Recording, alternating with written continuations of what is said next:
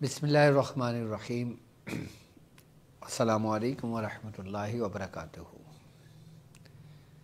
میں اپنے تمام معزز اپنے ہم سفر ساتھیوں کو، اپنے تمام پیر بھائیوں کو، اپنے تمام مریدین کو، اپنے تمام شاگردوں کو، اور جو لوگ میرے ساتھ اس روحانی سفر میں شامل ہیں ان تمام لوگوں کو، اور جو قدم بقدم شانہ بشانہ میرے ساتھ ساتھ پہلے دن سے سورہ قریش کے لشکر میں شامل ہیں ان تمام لوگوں کو، اور بالخصوص وہ لوگ کہ جو میرے ساتھ راہ عملیات میں اس مبارک مہینے میں اپنی روحانیت کا سفر مکمل کر رہے ہیں ان تمام لوگوں کو، جو دنیا میں جہاں کہیں سے بھی تعلق رکھتے ہوں، کسی نہ کسی خانوادے کا حصہ ہوں، کسی نہ کسی سلاسل سے جڑے ہوئے ہوں، روحانیت کی جستجو میں، عملیات کی تلاش میں، سلاسل کے ذکر و اذکار، نقوش،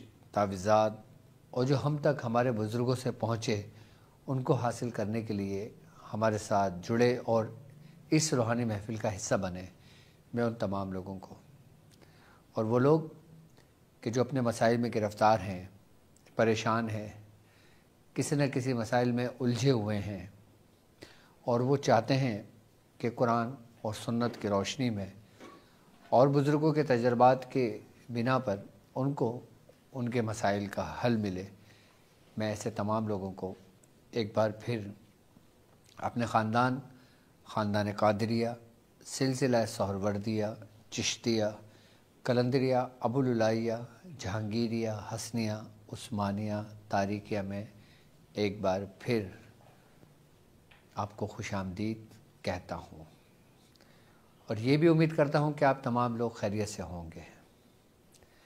الحمدللہ ہمارا یہ مبارک سفر راہ عملیات، راہ سلوک، راہ تصوف، اور یہ روحانیت کے وہ رستے جو اس ماہ مبارک میں ہم طے کر رہے ہیں۔ کچھ لوگ سورہ قریش کہری کر رہے ہیں، کچھ لوگ نعت علی پڑھ رہے ہیں، کچھ لوگ سورہ قریش، کچھ لوگ سورہ مزمل شریف۔ جس شخص کو جس چیز کی حاجت اور طلب ہے وہ اس کو سہارا لے کر اپنی منزل کی طرف ہمارے کارواں میں شامل ہو کر آگے بڑھ رہے ہیں۔ آج یقیناً ہم رجب المرجب کے اس مبارک مہینے میں داخل ہیں، اور یہ وہ مہینہ ہے کہ جس میں بزرگ فرماتے ہیں کہ یہ بیج بونے کا مہینہ ہے، کہ اس مہینے میں قلب کی زمین پر روحانیت کا بیج بویا جاتا ہے، اور جب یہ بیج اس زمین کی تہہ تک جاتا ہے اور جب اس کی جڑیں پھوٹتی ہیں تو پھر آگے بڑھتے بڑھتے اس میں سے شاخیں، اس میں سے پھول، اس میں سے پھوٹنے لگتی ہیں۔ یعنی کہ رجب کا مہینہ ریاضت کا مہینہ ہے، عبادت کا مہینہ ہے۔ اس میں ہم جتنی عبادت کرتے ہیں، ہم جس چیز کو اپنے لیے سلیکٹ کرتے ہیں، یعنی کہ کسی نے کوئی آیت پڑھ رہا ہے، کوئی نوافل پڑھ رہا ہے، کوئی ذکر و اذکار کر رہا ہے، کوئی مختلف اپنے سلاسل کے سبق کو یاد کر رہے ہیں، تکرار کر رہے ہیں، اور پھر جب شعبان کے مہینے میں داخل ہوں گے تو یہ روحانیت بڑھنی شروع ہو جائے گی، اس میں ہم ریاضت کو اور مزید بڑھا دیں گے، کیونکہ وہ مہینہ قلب کی زمین کو پانی دینے کا مہینہ ہے۔ اور پھر پانی دینے سے مراد کہ جتنا پانی اس کو دیا جائے گا، پانی انسان کی ریاضت ہے، انسان کی خیالات ہیں، انسان کے اچھے خیالات ہیں، اچھی سوچ ہے، اچھا گمان ہے، یہ پانی کے مترادف ہے، یہ پانی کے مانند ہے۔ اچھا خیال بھی ایک بہتے ہوئے صاف شفاف پانی کے مانند ہے، برا خیال گندے پانی کے مانند ہے۔ اچھا خیال رکھیں گے تو یقیناً ہمارے قلب کی جو زمین ہے اس میں سے جو روحانیت کا پودا ہم نے لگایا ہے وہ سیراب ہوگا، اور سیراب ہونے کے بعد پھر وہی ماہ رمضان المبارک میں ایک درخت کے مانند ہو جائے گا، کہ جس میں پھلدار درخت، کہ وہ پھر پھل کھانے کا مہینہ ہوتا ہے۔ تو الحمدللہ ماہ رجب المرجب میں آج میں آپ کو کچھ ایسی خاص باتیں اور ایسے اعمال آپ کو تعلیم کروں گا، بالخصوص رجب کی 13، 14 اور 15 تاریخ کا عمل۔ ایسا عمل کہ جس کی تلاش میں سمجھتا ہوں ہر شخص کو ہے، کہ جس کی ضرورت میں سمجھتا ہوں آج کے دور حاضر میں ہر شخص کو ہے۔ جی آج میں آپ کو ناد علی شفائی کے بارے میں بتاؤں گا۔ میں کہا جاتا ہے کہ اگر کوئی شخص ناد علی کا عامل ہو یا ناد علی اپنے ورد میں رکھتا ہو یا ناد علی کی تکرار کرتا ہو، اللہ رب العزت اس دعا کی برکت سے اس کو ہر وہ چیز عطا کرتا ہے جس کی اس کو حاجت ہوتی ہے۔ اگر جو چیز اس کے حق میں بہتر نہ ہو اور وہ اپنے رب سے اس کی تکرار کر رہا ہو تو رب اس کو بہترین اس کا نعم البدل عطا کرتا ہے۔ اللہ مایوس اپنے بندوں کو پھر بھی نہیں کرتا، لیکن اس کو بہترین اس کا نعم البدل ملتا ہے۔ یہ ناد علی کی برکت ہے۔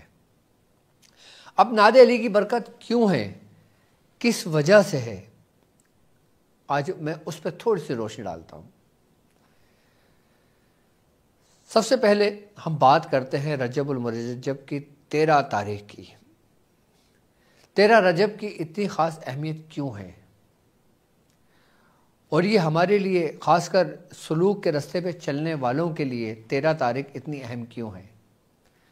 اگر بعض جگہوں پر دیکھتے ہیں، بعض مذہب کو ہم دیکھتے ہیں تو 13 کا جو فگر ہے وہ ان لوگ اپنے ہی عقائد کے مطابق اس کو وہ منحوس سمجھتے ہیں، جبکہ یہ ہمارا عقیدہ نہیں ہے۔ ہمارے لیے 13 تاریخ تو سمجھ لے بڑی معتبر تاریخ ہے، بڑی برکت والی تاریخ ہے، اور بالخصوص 13 رجب کا جو دن ہے یہ ہمارے لیے بالخصوص بہت ہی میں سمجھتا ہوں کہ ایمان کے بعد اگر ہمارے لیے اللہ تعالیٰ نے سب سے بڑی نعمت جو رکھی ہے، سرکار دو عالم صلی اللہ علیہ وآلہ وسلم کے بعد جو سب سے بڑی نعمت ہے ہمارے لیے اور تمام اولیاء کرام کے لیے، وہ مولا کائنات کی ولادت کا دن اور وہ تاریخ ہے۔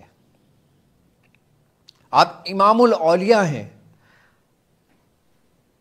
کہ جس طرح سرکار دو عالم صلی اللہ علیہ وآلہ وسلم کا مقام امام الانبیاء کا مقام ہے، آپ تمام نبیوں کے، تمام رسولوں کے، تمام کے آپ امام ہیں، اس ہی طرح مولا کائنات حضرت علی ابن طالب رضی اللہ تعالیٰ عنہ آپ تمام ولیوں کے امام ہیں، تمام متقین کے امام ہیں، تمام صالحین کے امام ہیں، تمام شہدائین کے امام ہیں، آپ کل اولیاء کرام کے امام ہیں۔ آپ کی مثال ایسے ہی ہے کہ جیسے دنیا کی تمام کتابوں پہ جو فضیلت ہے وہ قرآن پاک کی ہے، کہ جس طرح تمام پرندوں میں جیسے باز کی ہے، کہ جیسے تمام ستاروں میں مثال چاند کی ہے، بالکل ولیوں میں شان، مقام و مرتبہ سب سے افضل جو ہے اولیاء کرام میں وہ مولا کائنات حضرت علی ابن طالب کا ہے۔ کیوں؟ کیونکہ سرکار دو عالم صلی اللہ علیہ وآلہ وسلم کا فرمان علی شان ہے کہ ہر نبی کی اولاد اس کی پوچھ سے ہوگی اور میری اولاد علی کی پوچھ سے ہوگی۔ یہاں تک کہ جب مولا کائنات حضرت علی ابن طالب رضی اللہ تعالیٰ عنہ نے جب آپ کی ولادت ہوئی تو آپ نے آنکھیں نہیں کھولی، تو یہ گمان ہوا کہ یہ بچہ آنکھیں کیوں نہیں کھول رہا، کیونکہ وہ بچہ کسی کا انتظار کر رہا تھا کہ جب سرکار دو عالم صلی اللہ علیہ وآلہ وسلم کو مولا کائنات کی ولادت کی خبر ہوئی تو جب سرکار دو عالم صلی اللہ علیہ وآلہ وسلم خوشی کے مارے آپ اس جگہ گئے کہ جہاں پہ آپ کی ولادت ہوئی، جب آپ نے مولا کائنات کو گود میں لیا اور دیکھا تو مولا کائنات نے فوراً آنکھیں کھول کے پہلے نبی کا جمال دیکھا۔ آپ دنیا میں آئے تو آپ نے رسول خدا صلی اللہ علیہ وآلہ وسلم کا مبارک چہرہ دیکھا۔ جب آپ نے دنیا میں آنکھ کھولی تو سب سے پہلا چہرہ جو آپ نے دیکھا وہ حضور کا چہرہ تھا۔ اسی لیے حضور نے فرمایا کہ اے علی، تم کو دیکھنا بھی عبادت ہے، اے علی تمہارا ذکر بھی عبادت ہے۔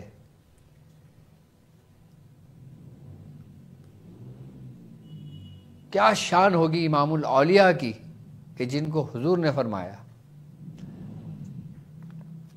یہاں تک کہ سرکار دو عالم صلی اللہ علیہ وآلہ وسلم کا فرمان عالی شان ہے کہ آپ نے فرمایا کہ اے علی جو تم سے بغض رکھے گا اللہ تبارک و تعالیٰ اسے منہ کے بل جہنم میں گرا دے گا۔ اے علی جو تم سے محبت رکھے گا میں اس سے محبت رکھوں گا، اور میں جس سے محبت رکھوں گا اللہ اس سے محبت رکھے گا۔ ایمان کے بعد سب سے اہم جز وہ ہے مولا کائنات کی محبت۔ جو شخص کتنا ہی پارسا کیوں نہ ہو، کتنا ہی معتبر کیوں نہ ہو، کتنا ہی ریاست کا مالک کیوں نہ ہو، اگر اس کے دل میں اہل بیت کی محبت نہ ہوگی، علی ابن طالب رضی اللہ تعالیٰ عنہ کی محبت نہ ہوگی، تو وہ تمام کی تمام عبادت اور ریاضت اس کے منہ پہ دے ماری جائیں گی۔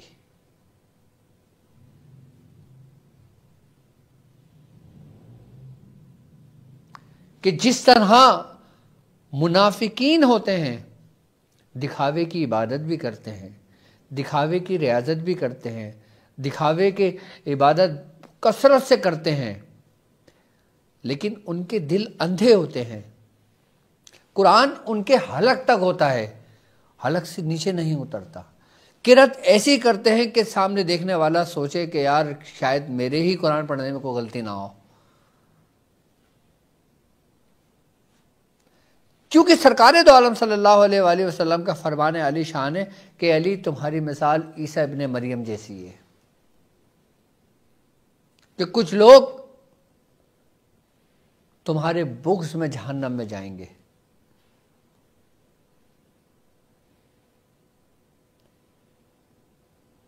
اور کچھ لوگ حد سے زیادہ تجاوز کر جائیں گے۔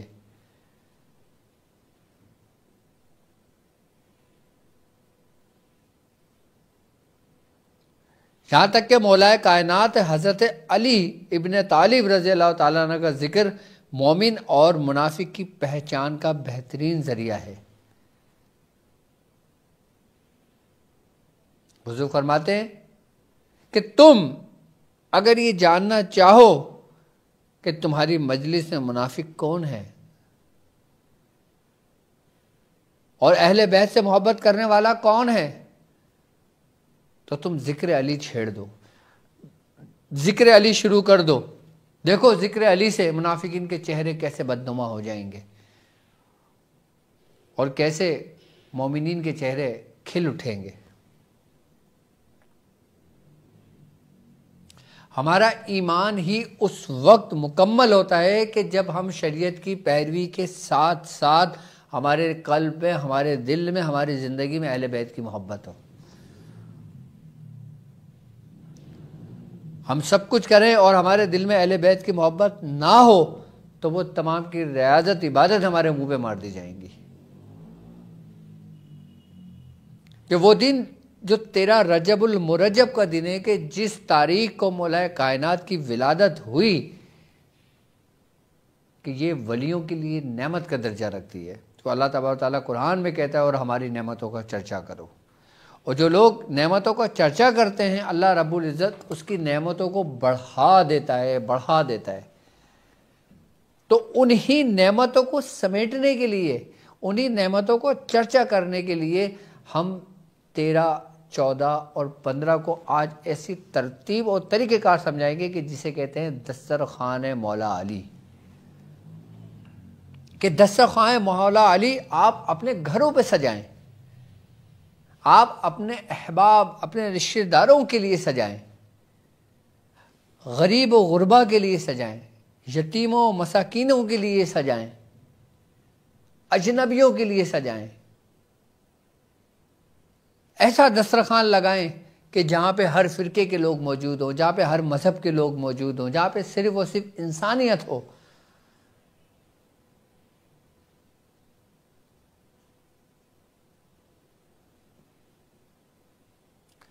اور جو لوگ 13 رجب المرجب کو دسترخوان مولا علی کا اہتمام کرتے ہیں، لوگوں کو کھانا کھلاتے ہیں، رشتہ داروں کو کھانا کھلاتے ہیں، وہ جس گھر کے اندر یہ دسترخوان لگتا ہے اس گھر میں کبھی غربت نہیں آتی، کبھی تنگ دستی نہیں آتی، کبھی پریشانی نہیں آتی. اب سوال یہاں یہ پیدا ہوتا ہے کہ ہم تو افورڈ نہیں کر سکتے، ہم کیسے لگائیں؟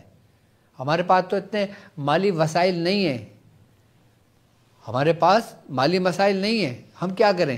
کیا ہم چھوڑ دیں؟ نہیں، کم از کم آپ کے گھر میں جو کھانے کو بنتا ہے اس میں تو تھوڑا سا بڑھا دیں. اور جب تھوڑا سا بڑھا دیں، آپ سب سے پہلے دسترخوان مولا علی سجائیں اور فاتحہ کا اہتمام کریں.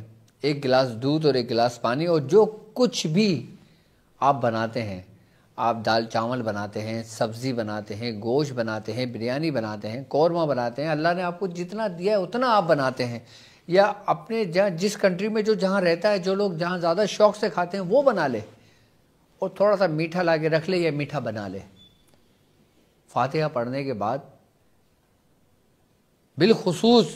بالخصوص مولا کائنات حضرت علی رضی اللہ تعالیٰ عنہ آپ کی بارگاہ میں پیش کرے، اور پیش کرنے کے بعد پھر پورے انبیاء کرام، اولیاء کرام، تمام کو جیسا ہمارا ختم کا طریقہ کار ہوتا ہے اس کو وہ ختم دلائے. ختم دلانے کے بعد پھر یا تو وہ خود کھا لے اور اس کے بعد اپنے پڑوس میں، آس پڑوس میں بھیج دے، یا کسی راہگیر کو کھلا دے، یا کسی اور کو لے جا کے دے دے. یہ دسترخوان مولا حسین ہے. اور جن کو اللہ نے دیے وہ 1 دیگ بنا لیں، وہ 10 دیگیں بنا لیں، 50 دیگیں بنا لیں، اور محفل سجا کے دسترخوان لگا دیں کہ اس کا ثواب، اس کا جو کچھ بھی ہے وہ میں ہدیہ کرتا ہوں اہل بیت کی نظر. کبھی بھی آپ کے گھر میں فاقہ نہیں ہوگا، کبھی بھی غربت آپ کے قریب نہیں آئے گی. اور اس کے بعد پھر 13 رجب کے دن میں یہ ان چیزوں کا اہتمام کر لے، اور پھر 13 ہی رجب کو نعت علی، جو عام لوگ ہیں، جو لوگ نہیں پڑھتے، وہ کم سے کم 110 مرتبہ پڑھ لیں 3 دن، 13، 14، 15. اور جو نعت علی پڑھتے ہیں، کثرت سے پڑھتے ہیں، پھر ان کو چاہیے کہ وہ 720 اور 721 کی تعداد مکمل کر لیں. لیکن اس کی ترتیب ہے مکمل کرنے کی. 720 یعنی کہ 720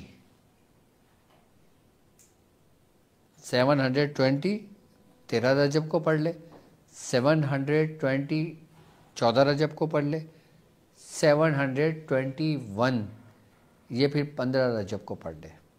لیکن پڑھنے کا طریقہ، تعداد میں نے آپ کو بتا دی، پڑھنے کا طریقہ سمجھ لیں کہ جب آپ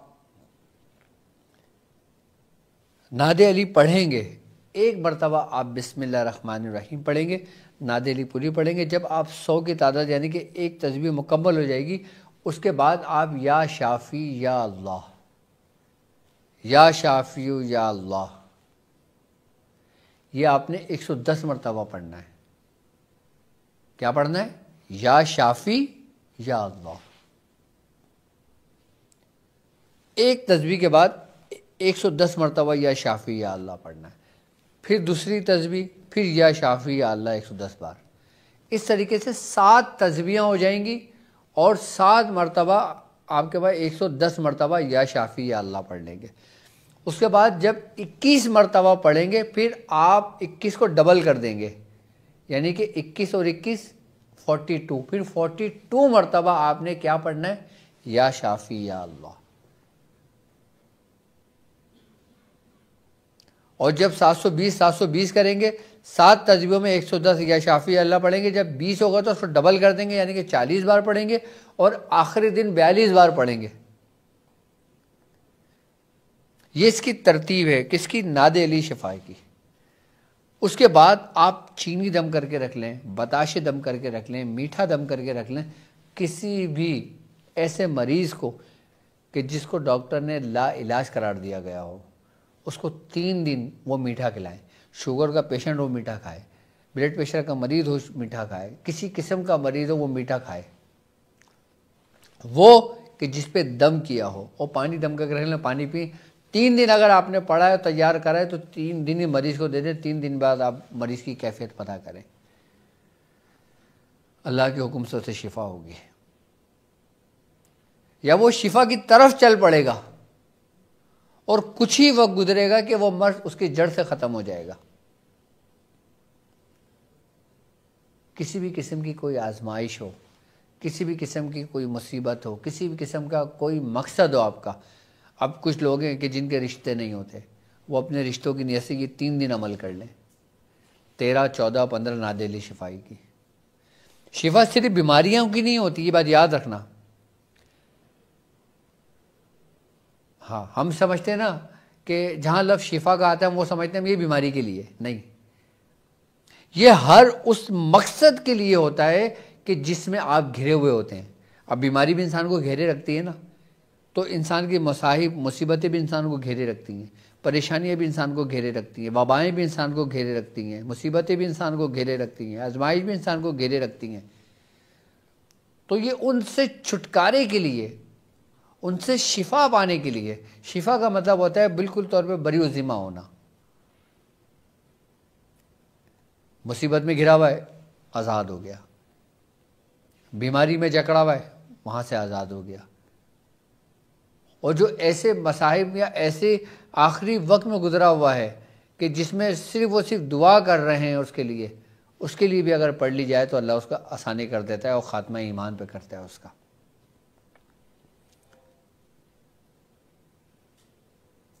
یہ اس کی ترتیب ہے، اور ترتیب اور طریقہ کار یہی رکھیے گا ناد علی کی۔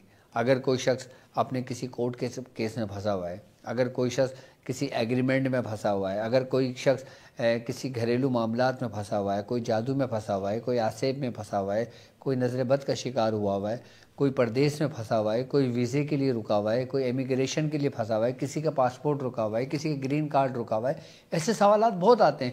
کسی کی بیوی روٹ کے چلے گئی ہو، کسی کا شوہر غلط چکروں میں پڑ گیا ہو، کسی کی اولاد نافرمان ہو گئی ہو، کسی کی اولاد کہنا نہ مانتی ہو، کسی کی بیٹی گھر سے چلی گئی ہو، روٹ گئی ہو، تو کسی بھی مقصد کے لیے اس 3 دن میں ناد علی شفائی آپ عمل کریں گے۔ آپ اس کا نتیجہ مجھے 4تھے دن جب ہماری راہ عملیات کی کلاس ہوگی، جب ہمارا لائف لیکچر ہوگا، ہمارے لائف Q&A سوالات ہوں گے، آپ مجھے بتائیے گا کن کن لوگوں نے کن کن مقصد کے لیے پڑھا اور 3 دن بعد ان کے ساتھ کیا کیا معاملہ ہوا۔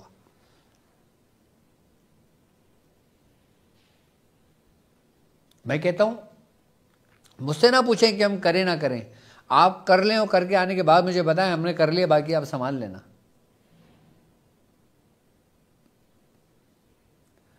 آپ کر گزرا کرو، سوچا نہیں کرا کرو۔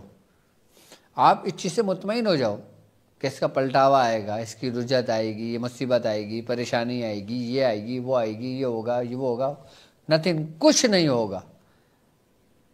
آپ کرو تو صحیح، کیونکہ آپ کو نہیں معلوم ناد علی کیا ہے، مجھے معلوم ہے۔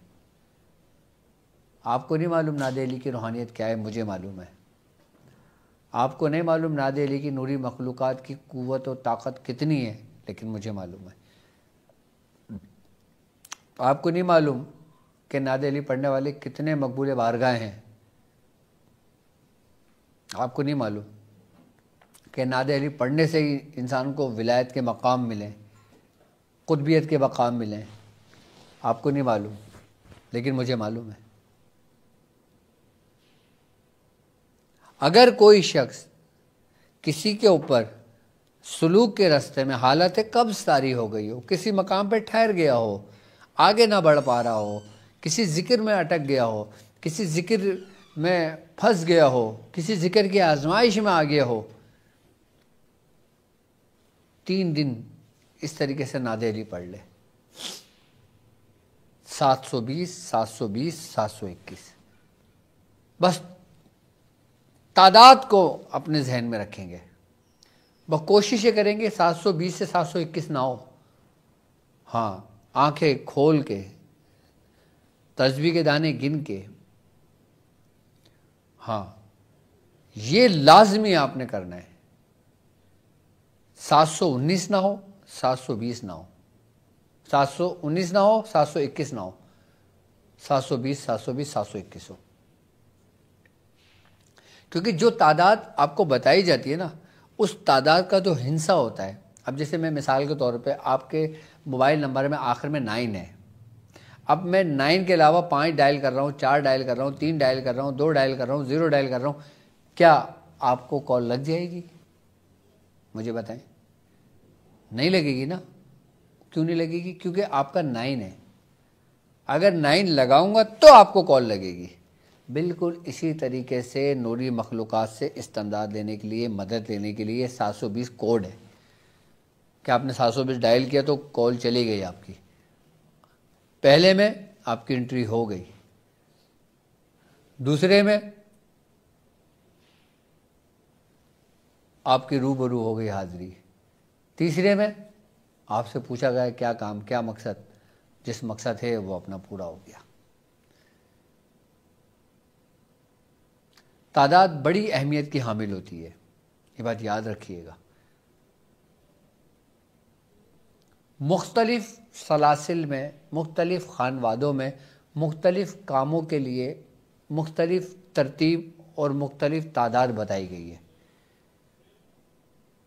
کوئی 2100 پڑھتا ہے، کوئی 3125 پڑھتا ہے، کوئی 1900 پڑھتا ہے، کوئی 1100 پڑھتا ہے، کوئی 360 پڑھتا ہے، کوئی 92 پڑھتا ہے، کوئی 110 پڑھتا ہے. مختلف خانوادوں میں مختلف ترتیب و طریقوں سے پڑھی جاتی ہے. لیکن مدد لینے کے لیے، شفا حاصل کرنے کے لیے، شفائی قوتوں کو حاصل کرنے کے لیے 720 کا جو فگر ہے نا، یہ ٹھک کر کے اپنے ذہن میں رکھیں.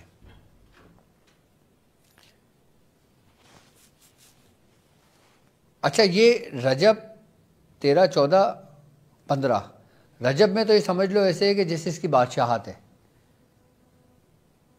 ہاں، رجب میں ایسے ہے کہ جیسے اس کی بادشاہت ہے.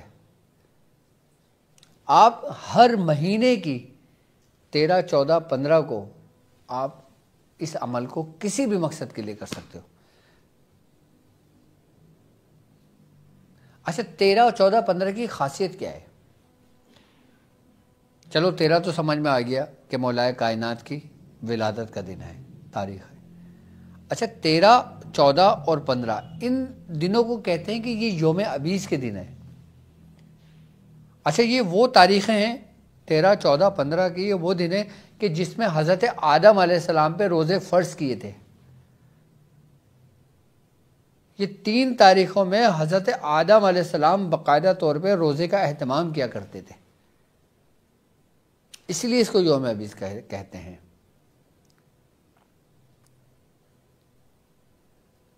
اور 13 14 15 تاریخ یہ وہ تاریخیں ہیں جو قمری تاریخ کی عروج کی تاریخیں ہیں. اور پھر یہاں کے بعد پھر زوال شروع ہوتا ہے.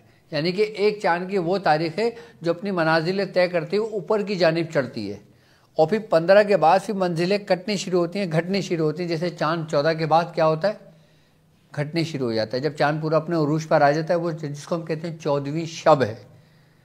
یعنی کہ 14ویں شب میں چاند پورا اپنے آب و تاب پر ہوتا ہے. اسی طریقے سے قمری منزل کے ساتھ ساتھ جو ہمارے قلب کی جو روحانی منازل ہیں وہ بھی اپنے عروج پر پہنچتی ہیں چاند کی 13 14 اور 15 کو. 15 کے بعد سے پھر گھٹنے شروع ہو جاتی ہیں. تو یہ وہ تاریخیں ہیں کہ اگر ان تاریخوں کا ہم بغور جائزہ لیں تو ان تینوں تاریخوں میں روحانیت اپنے مقاصد کے بہت قریب تر ہوتی ہے.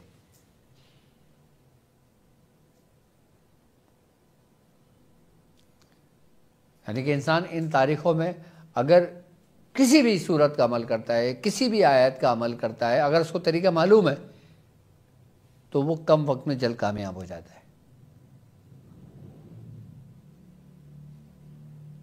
یہ وہ تاریخ ہیں 13, 14, 15 کی کہ جس کے بارے میں بزرگ فرماتے ہیں کہ رب کی رحمت جو ہوتی ہے نا، رحمت، وہ پورے آسمان و زمینوں کو اپنے سائے میں لے لیتی ہے، کہ جس میں گناہ گار بھی آ جاتے ہیں، نیک پارسا بھی آ جاتے ہیں، یعنی کہ تمام کے تمام ایک صف میں آ کے کھڑے ہو جاتے ہیں۔